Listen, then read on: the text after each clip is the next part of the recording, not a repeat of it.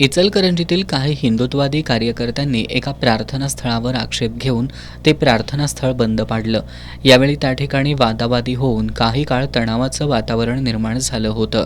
हे प्रार्थनास्थळ आमच्या खासगी जागेत आहे, आम्ही इथं देवाची प्रार्थना करतो, आम्ही कुणाला त्रास देत नाही, याचा कुणाला आक्षेप नाही, अशी ख्रिस्ती बांधवांची भूमिका होती। तर ते प्रार्थनास्थळ बेकायदेशीर असल्याचा आरोप हिंदुत्ववादी कार्यकर्त्यांनी केला। दोन्ही समाजात वाद रंगल्यानंतर घटनास्थळी पोलीस दाखल झाले आणि त्यांनी दोन्ही बाजूच्या नागरिकांना शांत राहण्याचं आवाहन केलं। त्यानंतर सर्व ख्रिस्ती बांधवांनी एकत्रितपणे शिवाजीनगर पोलीस ठाण्यात जाऊन पोलीस उपअधीक्षक समीरसिंह साळवे यांना या संपूर्ण प्रकरणाची माहिती दिली आणि शिवजी व्यास यांच्यासह अन्य हिंदुत्ववादी कार्यकर्त्यांवर गुन्हा दाखल करण्याची मागणी केली। यावेळी तिथं आलेल्या जमावातील काही नागरिकांनी शिवाजीनगर पोलीस ठाण्याच्या पटांगणातच प्रार्थना केली। यामुळे गोंधळलेल्या पोलिसांची धांदल उडाली।